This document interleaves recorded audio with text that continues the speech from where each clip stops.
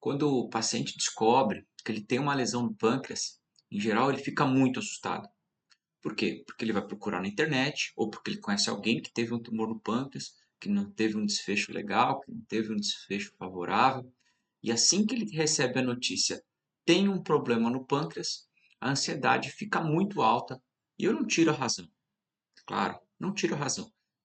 As doenças do pâncreas podem ser muito sérias, né? E aí, a primeira coisa que vem à cabeça do paciente é: doutor, não é possível.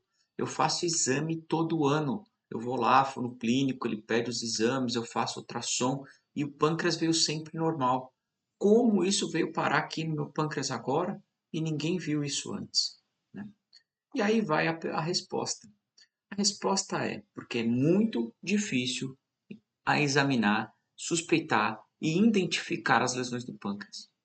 Em geral, a gente consegue ver as lesões no pâncreas com aqueles exames de imagem que a gente chama de seccionais, ou seja, que tem imagens em todo o eixo do paciente, antero-posterior, para saber, é a tomografia e a ressonância.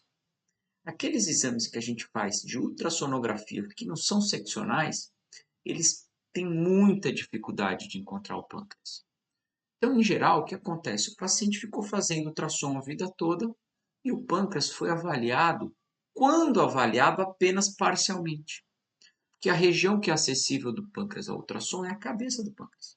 O restante, o corpo e a cauda, a gente não enxerga bem no ultrassom. E aí, quando porventura o paciente faz alguns exames, por outro motivo, encontra um problema no pâncreas ou passa a apresentar os sintomas da doença do pâncreas, é que a gente consegue chegar lá e fazer o diagnóstico.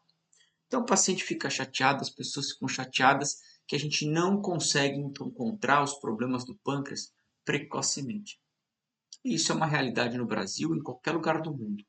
A gente tem dificuldade de fazer um diagnóstico precoce das doenças do pâncreas. Em geral, a gente faz esse diagnóstico por duas vias, né? Ou um exame acidental, um exame por outro motivo, em geral um cálculo renal, uma pneumonia, um quadro respiratório que acaba fazendo uma tomografia que passa pelo pâncreas, ou quando tem algum sintoma. E quando tem os sintomas, eu acho que é muito interessante a gente entender que sintomas são esses e quando a gente tem que alertar, ligar o sinal de alerta rapidinho e já correr para o exame. Porque às vezes os sintomas, os sinais da doença do pâncreas, eles são confundidos com outros problemas. O pâncreas ele fica no andar superior do abdômen, próximo das costas. Então, dor lombar é uma coisa muito comum na doença do pâncreas. Aquele paciente que tem uma dor lombar que não está bem suspeitada, você tem que ir atrás de uma doença do pâncreas. Outra coisa que o pâncreas pode dar como sinal é diabetes. Não tem ninguém na família com diabetes, o paciente não tem doença metabólica, está magrinho, não tem o colesterol alto, ele não tem hipertensão, ninguém na família é diabético, ele surge com diabetes. Esse também pode ser um sinal de doença pancreática. Por quê? Porque o pâncreas, além da digestão, produz insulina.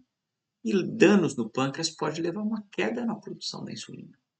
Então, dor lombar, diabetes insuspeitada, sem um histórico muito forte, são indícios que pode ter uma lesão no pâncreas. E tem uma coisa muito interessante que foi visto em alguns estudos: depressão. As doenças do pâncreas, principalmente os tumores mais agressivos, têm relação com depressão.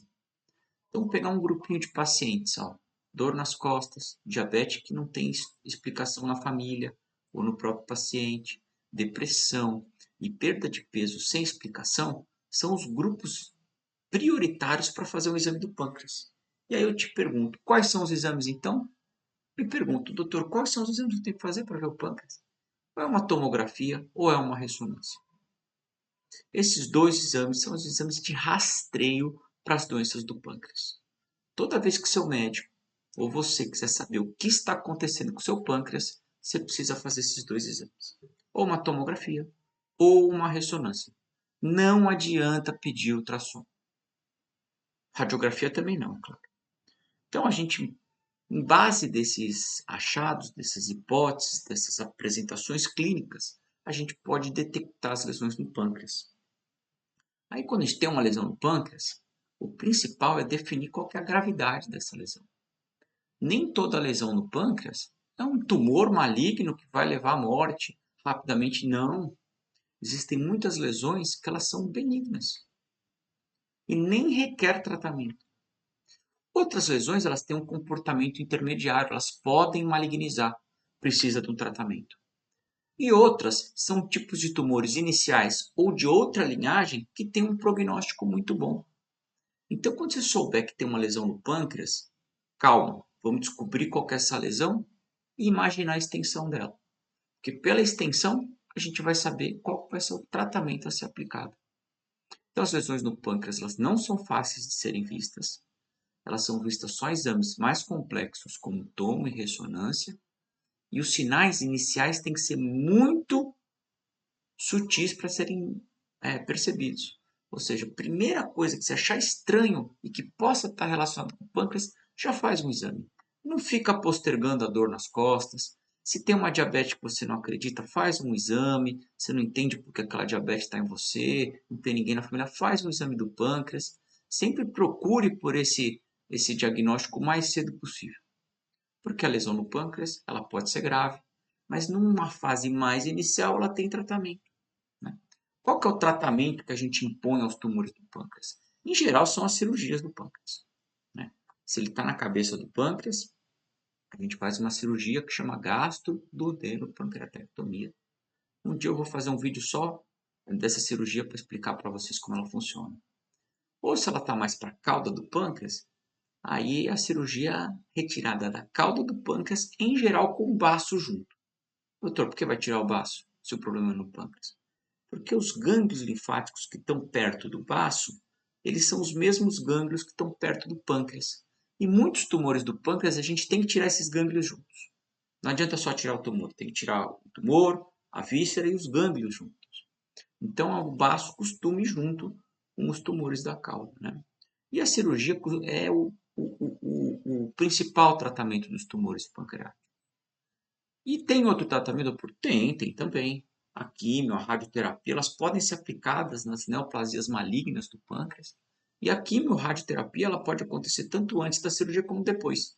É uma estratégia que a gente tem que bolar junto com o oncologista, examinando bem o paciente, entendendo bem o problema do paciente, para poder identificar qual que é o melhor benefício da quimioterapia, antes ou depois. Né? Mas o pilar do tratamento das lesões do pâncreas, que são malignas ou potencialmente malignas, é a cirurgia.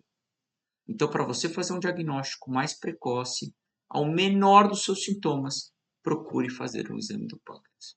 Se tem alguma dúvida, manda um comentário aqui embaixo, procure um especialista. Se você gostou desse vídeo, se inscreve lá no canal do YouTube, curte aqui para mim, isso ajuda o engajamento. E se precisar de uma ajuda especializada, pode entrar em contato que eu estou à disposição para te ajudar. Então, um abraço aí e até o próximo vídeo.